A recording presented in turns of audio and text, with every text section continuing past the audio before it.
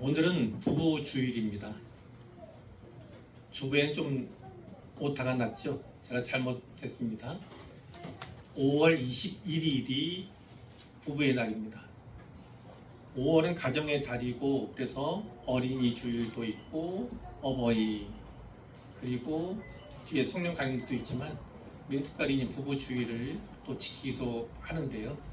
그런데 둘이 하나가 되는 그걸 기념해서 5월 21일을 부부의 날로 정했고요. 이것은 이제 정부에서 정한 날이기도 합니다. 이 날을 즈음해서 부부 주일로 우리 교회는 매년 지키고 있습니다. 자, 젊은 부분들이 계시고 또 나이가 많은 분들도 계시지만, 나이가 많은 분들이라면 과거의 옛일을 회상해 보시고 기억해 보셔도 될 것 같습니다. 결혼 전에는 누구나 로망이 있죠. 결혼에 대한 로망이 있습니다. 그런데 그 로망이 결혼 생활이 시작된과 거의 동시에 한동안, 그리고 어느 사람은 오랫동안 이제 어떤 일상에서 만나는 디테일과 충돌하는 것들을 많이 경험하게 됩니다. 그런데 시간이 지나고 나서 보면 매우 사소한 일입니다. 따지고 보면 매우 사소한, 머리 끄댕기고 이런 경우도 있겠지만 그것은 아주 드문 경우일 테고, 따지고 보면 매우 사소한 일 때문에 갈등이 일어나는 것을 이제 경험했고 또 보게도 됩니다. 말씀을 가끔 드리기도 하잖아요. 치약을 짜는데 치약을 저놈은 왜 앞에서 짤까? 뒤에서부터 짜야 되는데 이렇게 생각할 수가 있고, 또 어떤 경우에는 아니 얘는 왜 휴지를 거꾸로 걸까? 앞으로 가야 되는데 왜 뒤에다 할까? 그래서 환희할 때마다 그걸 바꿔놓기도 하고, 또 어떤 사람은 양말을 꼭 뒤집어서 또 반쯤 뒤집어 놓은 채로 그게 벗어나요. 그게 또 꼴 보기 싫고, 또 팥죽을 먹으려니 소금을 넣어 먹어야 되는데 저 사람은 설탕을 넣고 먹으려고 하고, 또 뭐 부부생활만 그런 건 아닙니다만 탕수육 먹으려니 부먹을 해버려가지고 지금 먹을 하는 나는 별로 맛이 없게 만드는 등, 뭐 이런 거 있잖아요. 살다 보면 또 지나보면 매우 사소한 일들이에요. 그런데 신혼초나 또 젊을 때는 그것 때문에 다투기도 하고 갈등을 갖게 되는 겁니다. 자, 어렵지 않은 결혼 생활은 없어요. 부부 생활은 늘 순탄하지만은 않습니다. 성경이 결혼에 대해서, 부부에 대해서 어떻게 말씀하시는가를 오늘은 창세기의 말씀을 중심으로 나누어 보고자 합니다. 하나님께서 세상을 만드셨는데 6일 동안 창조하였어요. 6일 동안. 자, 아시다시피 하나님께서는 만드시고 좋았더라 계속 그렇게 말씀하셨어요. 1장 4절에 보니까 빛을 만드신 다음에 하나님이 보시기에 좋았더라 이렇게 말씀하고 계시고, 또 땅을 만드시고 바다를 만드신 뒤에도 하나님이 보시기에 좋았더라. 또 땅이 풀을 내고 채소를 내고 열매 맺는 나무를 낼 때도 하나님 보시기에 좋았더라 이렇게 얘기하고 있고요. 하나님이 큰 광명체와 작은 광명체를 만드셨는데 큰 광명체로 낮을 주관하게 하시고 작은 광명체로 밤을 주관하게 하셨어요. 그렇게 빛과 어둠이 나뉘어졌는데 그때도 하나님 보시기에 좋았더라 이렇게 말씀을 하세요. 또 바다의 큰 짐승들, 물에서 움직이는 모든 생물들, 날개 있는 새들을 다 만드신 후에 하나님 보시기에 좋았더라 이렇게 말씀을 하고요. 또 땅의 짐승물, 또 가축을, 땅에 기는 모든 것을 만드신 뒤에도 하나님 보시기에 좋았더라. 몇 번인지 기억하세요? 여기까지 6번을 하셨어요. 성경에 6번이 그렇게 좋았더라 라고 기록되어 있습니다. 그런데 그 마지막의 절정은 1장 31절에 있습니다. 자, 이때는 하나님께서 남자와 여자, 즉 사람을 짓고 난 후에요, 이제 모든 창조 사역이 완성된 그 상황이거든요. 하나님께서 지으신 그 모든 것을 보시기에 심히 좋았더라. 심히 좋았더라. 그러니까 인간을 창조하신 것은 이 모든 세상을 다스리게 하시려는, 모든 동식물을 다스리게 하시려는, 청지기로 삼으시려는 하나님의 뜻이 있었기 때문에 맨 마지막에 정점과 같이 사람을 짓고 낳으신 다음에는 심히 좋았다 이렇게 말씀합니다. 그걸 히브리어로 말하면 토부 메오드 이렇게 되어 있습니다. 토부 메오드. 그거는 아주 대단한 만족감을 이야기합니다. 최고로 아름답고 매우 완벽하다. 이렇게 하나님께서 스스로 감탄하셨다. 이렇게 이해할 수 있어요. 하나님께서는요, 이렇게 좋았더라, 좋았더라, 나중에는 심히 좋았더라, 이렇게 감탄사를 연발하셨는데, 그런 하나님께서요, 오늘 본문에 보면 좋지 아니하다라고 하는 한 가지를 말씀하십니다. 자, 그것이 18절에 나와 있어요. 18절에 여호와 하나님이 이르시되 사람이 혼자 사는 것이 좋지 아니하니, 남자와 여자를 지으시기 전이었던 거예요. 이 상황은. 그러니까 1장이 앞부분이긴 하지만 2장의 일부는 이제 순서가 좀 뒤바뀌어 있다 이렇게 생각을 하시면 되고, 이 시점은 사람, 즉 아담만 지으신 시점인 거예요. 자, 아담이 혼자 사는 것이 좋지 아니하다. 지난 성경에는 한자어를 써서 사람이 독처하는 것 이렇게 얘기했습니다. 독처하는 것. 그러니까 지금 아담은 한 사람이잖아요. 한 사람. 홀로 있는 상황이에요. 아직까지는. 그것을 보시고 지으신 것 자체는 좋았을 수 있지만 혼자 있는 것은 하나님께서 보시기에 좋지 않다 이렇게 여기신 것입니다. 여기서 우리는 깨달을 것이 있습니다. 사람은 늘 관계 속에서 온전해지는 존재라는 사실을 기억할 필요가 있습니다. 관계가 중요합니다. 그래서 혼자 갈 수 없어요. 동양에서, 특히 한자권에서는 사람 인자를 이렇게 쓰지 않습니까? 화면상으로는 이렇게 나오겠죠. 예. 기대어 있다.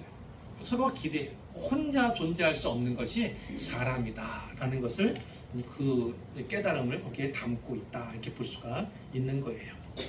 자, 하나님께서는 그 혼자였던 첫사람 아담을 위해서 무엇을 하셨냐면 여자를 만드셨습니다. 여자.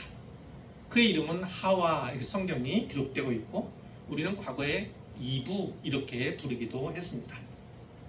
하나님이 여자를 만드신 기록이 21절부터 22절까지 나타나 있어요. 21절에 보면 먼저 어떻게 하셨냐면 아담을 깊이 잠들게 하셨습니다. 잠들게 하셨어요. 그러니까 아담이 잠든 상황이었어요. 잠든 아담의 갈빗대 하나를 취하셨습니다. 그럼 그 뺀 자리는 뭐로 했냐? 살로 채우셨다 이렇게 되어 있고요. 세 번째 하신 건 뭐냐면 아담에게서 취하신 그 갈빗대로 여자를 만드셨다 이렇게 되어 있습니다. 하와를 만드실 때, 여자를 만드실 때 아담은 어떻게 되어 있었습니까? 깊이 잠들어 있었습니다. 깊이 잠들어 있었어요. 뒤에 나오겠지만 하나님께서 하와를 누구를 위해 주신 겁니까? 아담을 위해 주시는 거라고요. 아담을 위해. 아담을 위해서 이 하와를 만드시는데 그 만드시는 동안에 아담은 깊이 잠들어 있었다고요. 무엇을 말하는 겁니까? 결혼. 아담과 하와 사이의 어떤 관계에서 이런 겁니다. 배우자는 내 노력과 내 의지로 만들어지는 것, 찾는 것이 아니라는 겁니다. 찾아지는 것이 아니라는 거예요. 하나님께서 전적인 은혜로 배우자를 주셨다는 것을 성경이 분명히 말씀해 주시는 대목이라는 거예요. 살다 보면 마음에 들지 않는 부분들이 많이 있어요. 아까 말씀드린 사소한 아무것도 아닌 것 때문에 갈등을 일으키는 부분도 있고, 그것이 매일매일 반복되기도 하고 하루에 몇 번씩 그런 경우도 있을 수 있습니다. 요즘에 보려고 하는 것도 아닌데 TV 넘기다 보면 이혼 숙녀 캠프인가 뭐 이런 것이 있어서 세상에는 참 많은 지상들이 있구나 이렇게도 생각을 하긴 해요. 야, 이렇게 저런 남편도 있구나, 저런 아내도 있구나. 그런데 앞에 먼저 얘기하는 사람들은 덜한 거더라고요. 뒤에 나오는 아내나 남편이 더한 것들이더라고요. 뭐 그렇게 보게 되는데, 자, 하나님께서 내 노력, 내 의지로 배우자를 주신 것이 아니라는 사실을 기억해야만 합니다. 내가 뭐 상품에 비유해 좀 그렇지만 이해를 위해서요. 내가 고른 상품, 이 사람은 내가 고른 상품이 아니고 하나님께서 내게 맡기신 선물이라는 것을 반드시 기억하셔야 합니다. 그냥 선물이 아니에요. 내게 주신 최고의 선물, 내게 딱 맞는 최고의 선물로 주신 것임을 분명히 기억하시기를 바랍니다. 사실 하나님께서 어떻게 하와를 만드셨는가, 여자를 만드셨는가는 잘 몰라요. 물론 잠든 아담의 갈빗대 하나를 취하여 갈빗대로 여자를 만드셨다 이렇게 되어 있을 뿐, 여자를 어떻게 만드셨는지는 우리가 알 수가 없어요. 그런데 보면 남자의 갈빗대에서 나온 여자구나 이렇게 생각해서 어떤 사람들은 여자는 남자보다 열등한 존재, 낮은 존재, 못한 존재, 종속된 존재 이렇게 이해하는 그런 경우가 있어요. 그건 이해가 아니고 분명히 오해예요. 이것은 단순히 성경이 말씀하는 것은 단순히 신학적인 질서에 관한 문제예요. 하와가 나중 일이지만 하와가 원죄의 문제에 있어서 하와가 먼저 하나님께서 먹어서는 안 된다 그 맛인 선악을 알게 하는 나무의 열매를 먹었다고요. 먼저 죄를 범한 것은 하와예요. 그 죄를 범한 하와의 권유에 따라서 아담이 선악을 알게 한 나무의 열매를 먹게 된 것이죠. 그러나 원죄를 신학적으로 다룰 때 성경은 첫사람 아담을 원죄와 우선 결부시키는 것을 우리가 잘 알지 않습니까? 바로 그거 같습니다. 하와가 먼저 범죄했지만 하나님께서는 그것을 아담의 원죄 이렇게 말씀하시는 거라고요. 바로 신학적인 질서, 아담이 첫 사람으로서 대표성을 갖고 있기 때문입니다. 그것을 대표성의 원리다 이렇게 신학적으로 이야기를 하죠. 1장 26절 말씀에 보면 하나님이 이런 말씀을 하십니다. 우리의 형상을 따라, 하나님이 자신이 말씀하시는데 우리가 복수형으로 되어 있어요. 내가 아니라 우리. 그럼 무슨, 하나님은 한 분이신데 어떻게 복수형입니까? 성부, 성자, 성령, 삼위로 계시기 때문에 이거는 거룩한 장엄의 복수형 이렇게도 이야기를 합니다. 그러니까 하나님을 묘사할 때 우리라는 복수형을 쓴 거예요. 하나님이 우리 형상을 따라 우리 모양대로 우리가 사람을 만들고 그들로 바다의 물고기와 하늘의 새와 가축과 온 땅과 땅에 기는 모든 것을 다스리게 하자 이렇게 이제 의논을 하시는 겁니다. 의논하신 다음에 그것을 실행하시죠. 하나님 형상대로 사람을 창조하시되 남자와 여자를 창조하셨다라는 것입니다. 그러니까 하나님께서 남자, 여자를 하나님의 형상으로 지으셨다는 거예요. 그러니까 갈빗대로 지어졌건 어쨌건 그걸 떠나서 하나님께서는 여자도 남자도 다 하나님 형상으로 지으셨다는 사실을 우리가 기억해야만 합니다. 그러니까 우열의 문제가 전혀 없다는 얘기고 28절에 보니까 하나님이 그들에게 복을 주셨어요. 그들 누굽니까? 남자와 여자에게 복을 주셨다는 거예요. 하나님이 그들에게 말씀하셨어요. 그들이 누굽니까? 남자와 여자에게. 동일하게 하나님께서 복을 주셨고 그 말씀하신 것이 복의 내용입니다. 우리는 신학적으로 그것을 문화명령이라고 하는데 그것이 이거죠. 생육하고 번성하여 땅에 충만하라. 땅을 정복하라. 바다의 물고기와 하늘의 새와 땅에 움직이는 모든 생물을 다스리라. 이렇게 하나님께서 말씀을 하신 것입니다. 근데 처음에 뭐가 나왔습니까? 생육하고 번성하라는 것. 생육이라는 것은 아들, 딸을 낳으라는 것, 자식을 낳으라는 겁니다. 생육은. 그러니까 자식은 남자와 여자가 있을 때만 얻을 수 있는 것이고 그리고 나서 자자손손 번성해 갈 수 있다는 거예요. 그러니까 이 문화 명령 역시 동일하게 남자와 여자에게 주신 명령이다라는 사실을 우리가 주목해야 합니다. 그러니까 성경은 처음부터, 이 창세기 처음부터 전혀 우열에 대해서 말하고 있지 않다. 열등이나 뭐 그런 것들을 이야기하지 않다. 더 낫다고 여자가. 그리고 여자는 남자의 종속된 존재다. 이렇게 말씀하고 있지 않다. 다만 신학적인 질서와 대표성의 원리에 대해서만 말씀하고 있다는 것을 우리가 정리하면 좋겠어요. 그렇게 이해하면 좋겠습니다. 그러면 하나님께서 아담의 갈빗대 하나를 취해서 그 갈빗대로 여자를 만드신 하나님이 그 다음에 하신 일이 뭘까요? 그 다음에 하신 일이 뭡니까? 22절 뒷부분에 보시면 그를 아담에게로 이끌어 오시니, 그는 누굽니까? 여자입니다.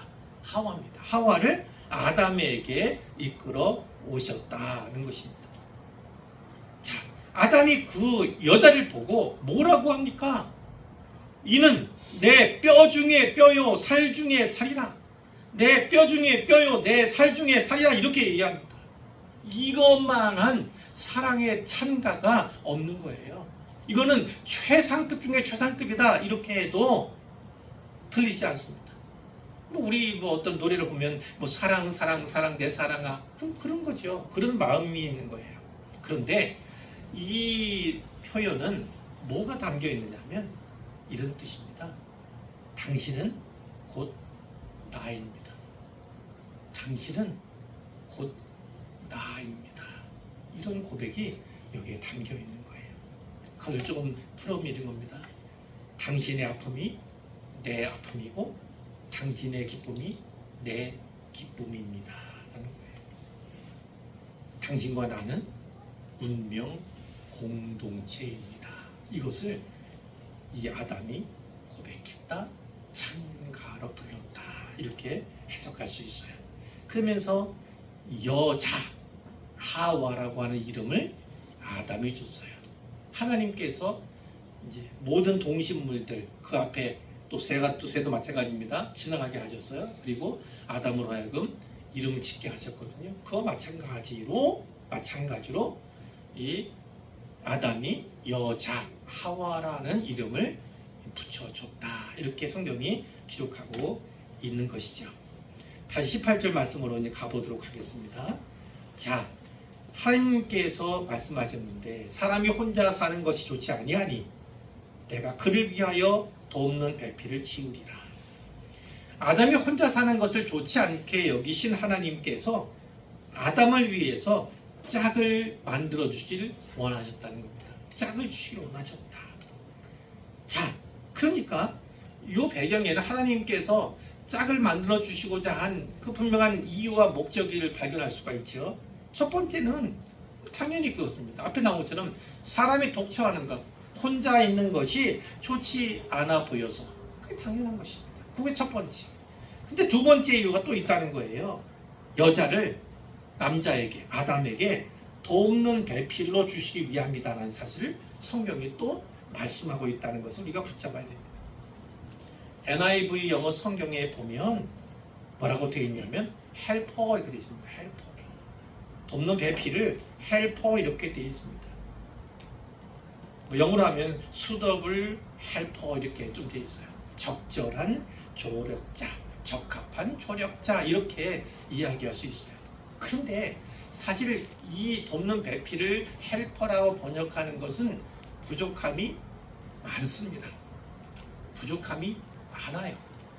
자, 그럼 원어를 우리가 볼 필요가 있는데 히브리어로 에제르, 케네그도라는 그런 히브리 원어를 사용하고 있습니다.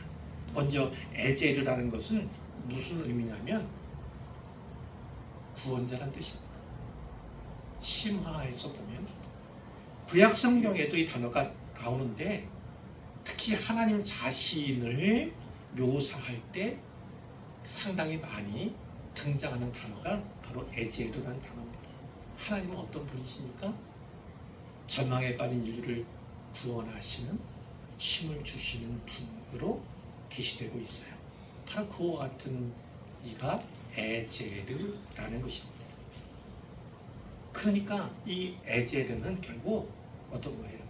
아내가 남편의 보호자, 어떤 조력자 이 정도가 아니라는 것입니다. 나를 나 되게 하는, 나를 살리는 구원자 같은 존재가 바로 아내다라는 겁니다. 아내다라는 거예요. 케네그도라는 뒤에 표현이 있죠. 그 표현은 어떤 의미가 있냐면 직역하면 이런 의미입니다. 그의 앞에 마주 보고 있는, 그의 앞에 마주 보고 있는. 그 어떤 의미입니까? 남편과 아내는 동등한 인격체다라는 겁니다. 인격체. 그뿐만 아니라 서로를 마치 거울처럼 비추어주는 존재다라는 겁니다. 아내는 남편 때문에 자기 존재를 발견할 수 있고요. 남편은 아내 때문에 자기 존재를 발견할 수 있게 되는 것입니다. 그것이 바로 이 원어의 함의다. 좀 더 깊은 의미다. 이렇게 볼 수가 있는 거예요. 결혼은 한마디로 말하면 한 몸이 되는 과정입니다. 한 몸이 되는 과정. 24절 우리가 잘 아는 말씀이 있잖아요.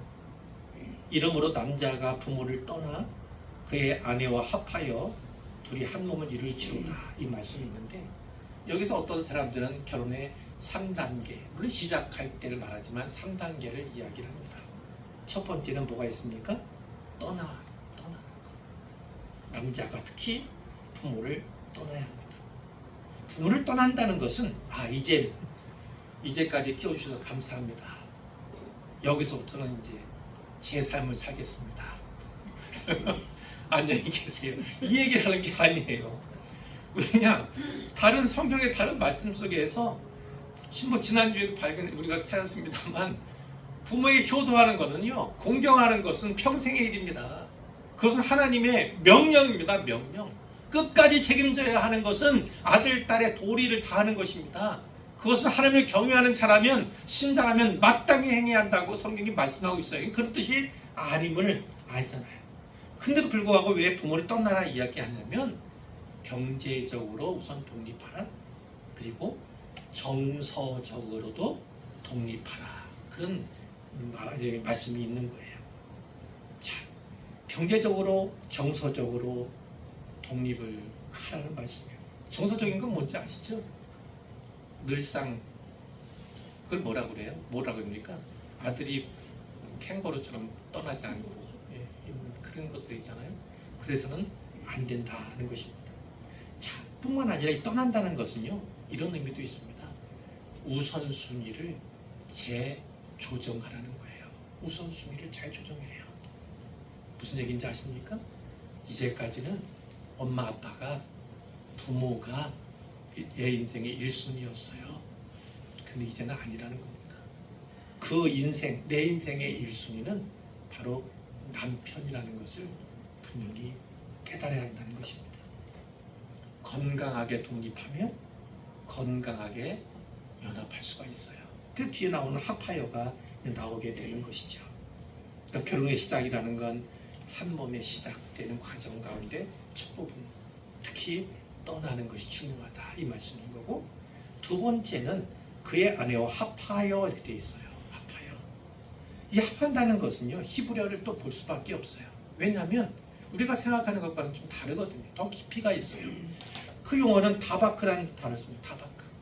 젊은 분들은 아교를 아실지 모르겠어요. 아교 들어보셨어요? 아교? 아교 아세요? 옛날에는 아교를 썼습니다. 이게 불에 데워갖고 뭐 초능 떨어뜨리듯이 어떻게 붙였잖아요. 그런 거. 접착제처럼 썼어요. 바로 그 아교를 붙이다라는 뜻이에요. 이 다바크라는 뜻이요. 그러니까 어떤 의미냐면 살다 보면 참 어려운 게 많다고요. 생각지도 않은 고난도 있다고요. 시련도 있을 수 있다고요. 문제도 발생하고 있다고요. 그러나 어떠한 경우에도 결코 떨어지지 않겠다라는 의적 결단을 하라는 거예요. 의적 결단을 하라는 것입니다. 잊으면 어떻습니까? 안 맞으면 갈라서면 되지 뭐. 다시 시작하면 되지 뭐. 그렇게 생각하지 않습니까? 그건 성경에는 전혀 없는 내용이다. 이렇게 기억하시면 되겠어요. 세 번째는 뭐가 있냐면 둘이 한 몸을 이룰지로다. 한 몸에 대한 것입니다. 한 몸. 그 몸. 이 몸은 이 한 몸이 된다는 건 무엇이냐면 당연히 부부가 되었으니까 부부 관계, 즉 성적인 결합을 이야기합니다. 그런데 그 성적인 결합만을 이야기하는 것이 아니라 전인격적인 연합을 말하는 거예요. 전인격적. 지정의의 완전한 결합을 이야기한, 단지 육체의 결합만이 아니라 지정의의 결합까지 포함한 전인격적인 연합을 말한다는 것입니다. 이렇게 잘 떠나고 잘 합하고 그리고 친정 한 몸이 되면 결혼 생활은 행복할 수밖에 없어요. 왜? 말씀 계속 드리잖아요. 뭐 제 경우를 보셔도 아시잖아요. 아플 수도 있고 심히 아플 수도 있어요. 또 어떤 경우에는 가난할 수도 있고 너무 가진 것이 없을 수도 있습니다. 그리고 생각지도 않은 예기치도 않은 시련이 어떤 관계적인 문제가 있을 수 있어요. 그러나 이 부부간의 이 관계, 떠나고 합하고 한 몸이 되는 관계가 온전히 이루어지기만 하면요, 어떠한 조건도 뛰어넘을 수 있습니다. 어떠한 상황도 이겨낼 수 있습니다.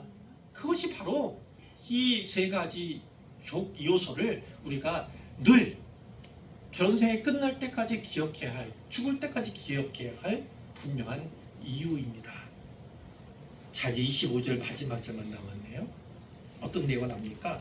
아담과 그의 아내 두 사람이 벌거벗었으나 부끄러워하지 아니하니라. 벌거벗었으나 부끄러워하지 않았다. 자, 어떻게 해석할 수 있습니까? 보통은 벌거벗으면 부끄러울 수밖에 없어요. 근데 부부관계에서는 그렇지 않지요. 자, 이건 어떤 것까지 포함하냐면 부끄러움. 내가 과거에 예를 들어서 이런 게 있습니다. 약점이 있어요. 스스로 생각하기에 나는 참 이거는 참 부끄럽다. 요거는 내 단점이자 큰 약점이다. 아무에게도 드러내고 싶지 않았던 혹은 치부와 같은 것들이 있을 수가 있어요. 그런데 아내에게는, 남편에게는 그것이 노출될 수밖에 없어요. 벌거벗을 수밖에 없다는 얘기입니다. 그럴 때 세상 사람들이라면, 부부관계 그 외에, 가족관계 그 외의 사람들이라면 정죄할 수 있습니다. 정죄, 판단할 수 있습니다. 그러나 부부관계에서는 그것이 아니라 그 약점을 덮어주는, 그리고 보완해주는, 그것이 필요하다는 거예요. 그만큼 안전하다고 정서적으로 심리적으로 마음이 하나 되고 이랬을 때야 사실은 나의 모든 것을 다 보여줄 수 있는 거거든요.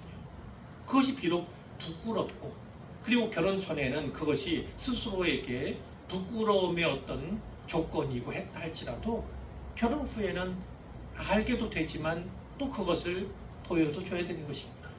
그러나 그랬을 때 남편이 혹은 아내가 내 약점을 보완해주고 내 약점이라 할지라도 덮어줄 울타리가 된다는 확신을 서로 간에 갖는 것이 매우 중요하다는 말씀이에요. 이제 결론으로 나갑니다. 우리가 창세기 말씀을 통해서 결혼, 부부 관계에 대해서 살폈는데 분명히 말씀하죠. 창세기는 결혼이 인간의 필요나 인간의 어떤 고안에서 비롯된 것이 아니라고 말씀합니다. 하나님의 설계 가운데 있는 인간관계임을, 또 제도임을 분명히 말씀해 주는 거예요. 그렇기 때문에 부부가 되고 결혼 생활을 하는 그 과정들 있지 않습니까? 그것은 하나님의 창조 질서와 하나님의 창조 섭리를 완성해 가는 과정이라고 생각하는 것이 무척이나 중요합니다. 시작을 그렇게 했다면 그 끝도 하나님께 맡겨야 합니다. 하나님 뜻에 맡겨야 돼요.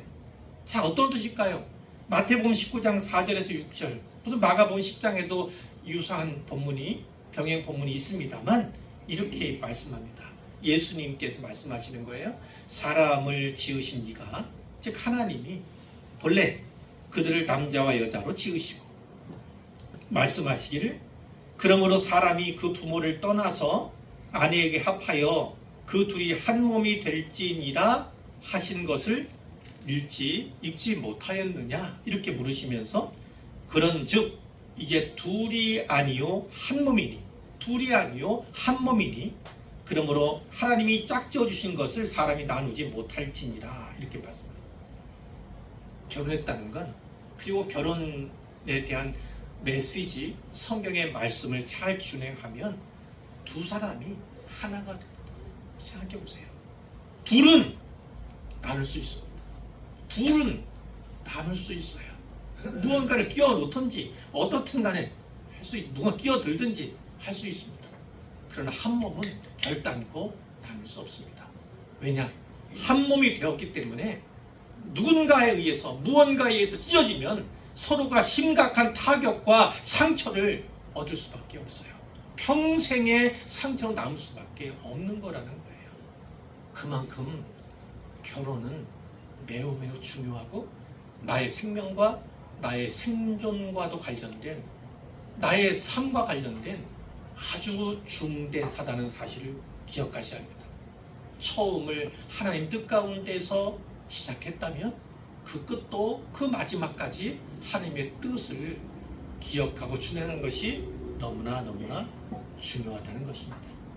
몇 번 말씀드릴지 몰라요. 몇 번 말씀드린지 몰라요. 결혼 생활 어려울 수 있습니다. 부부 관계도 위기가 올 수 있어요. 근데 분명히 기억하셔야 될 건 성경이 말하는 이 행복한 부부 이런 건 문제없는 부부를 말하는 게 아니에요. 문제를 함께 나누고 다루면서 성장해 가는 것. 그런 부부가 진정 행복한 부부예요. 여기에 어머니 세대 혹은 할머니 세대 생각해 보세요. 결혼 생활 좋은 일들만 있었습니까? 어려운 일 없으셨어요? 너무나 많습니다. 시작하고 혹은 시작한 지 얼마 안 된 시점에 있는 부부들, 젊은 부부들은 이제 꿈꾸는 시기이고 늘 아직도 이제 단금에 있는 그런 시기일 수 있어요. 근데 어느 날 갑자기 어려움이 찾아올 수 있습니다. 위기가 찾아올 수 있습니다. 그리고 그 위기가 오랫동안 힘겹게 할 수 있고 괴로움을 줄 수도 있습니다. 그러나 중요한 건 기억하십시오. 성경이 말씀하는 그대로 시작을 하시면 그렇게 결혼 생활을 유지해 오셨다면 어떤 상황이나 위기 형편 가운데에서도 분명히 아름다운 끝을 맺게 될 것을 기억하시면 좋겠어요. 에베소서 5장에 이런 말씀이 있습니다. 그리스도를 경외함으로 피차 복종하라. 성경은 피차 복종, 상호 복종의 원리에 대해서 분명히 짚고 넘어갑니다. 그래서 상전과 종에 대해서 이야기하고 처음으로 얘기하는 건 아내와 또 남편에 대해서 이야기하고 그리고 그 부모와 자식 간에 대해서도 이야기를 합니다. 그러나 어떤 관계에서도 다 상호 복종의 원리, 상호 복종의 원리를 딱 말씀하고 들어간다는 거예요. 전제하고 들어간다는 거예요. 자, 우리가 이번 주에 암송하기란 말씀 있죠. 아내들이여 자기 남편에게 복종하기를 죽게 하듯 하라. 복종하라 그러면 무슨 복종이야, 시대가 어느 때인데 생각할 수 있지만 성경은 분명히 말씀합니다. 이 복종은 질서를 말합니다. 질서. 아까 말한 신학적인 질서, 창조적인 질서를 우선적으로 생각하게 해야 되는 그런 개념인 거예요. 자, 죽게 하라. 주는 누굽니까? 우리 주님에게 하는 것처럼 하라. 자, 아내들에게 부탁드립니다. 죽게 하듯이 남편에게 복종하시기를 바라요. 그러니까 한 편만 보면, 여기까지만 보면 아내한테만 남편의 상정인가 생각했지만 남편한테는 더 혹독한 명령이 있습니다. 더 혹독한 명령이 있어요. 더 센 명령이 있습니다. 25절에 남편들아 아내 사랑하기를. 그럼 뭐라고 합니까? 그리스도께서 교회를 사랑하시고 그 교회를 위하여 자신을 주신 같이 하라. 그건 뭡니까? 네 생명을 다하여 아내를 사랑하라는 겁니다. 예수님께서 십자가로 우리를 사랑하셨던 것처럼, 그 보혈로 우리를 사랑하셨던 것처럼 그렇게 내 아내를 사랑하라. 어떤 게 어려워 보입니까? 어떤 게 더 커 보입니까? 당연히 남편에게 하는 것이 더 커 보입니다. 남편이 아내에게 이와 같은 사랑을 보여주면 아내는 스스로 질서 가운데 복종하게 되는 것입니다. 그러면 진짜 아름다운 결혼 생활을 영위해 갈 수 있다. 구약에서도, 신약 복음서에서도, 서신서에서도 많은 부분에서 이렇게 말씀하고 있습니다. 간절히 바라기는 하나님의 뜻 가운데 주 안에서 행복한 부부가 되시고 행복한 결혼 생활을 영위하시고 행복한 가정을 꾸려가시기를 주님의 이름으로 간절히 축원합니다.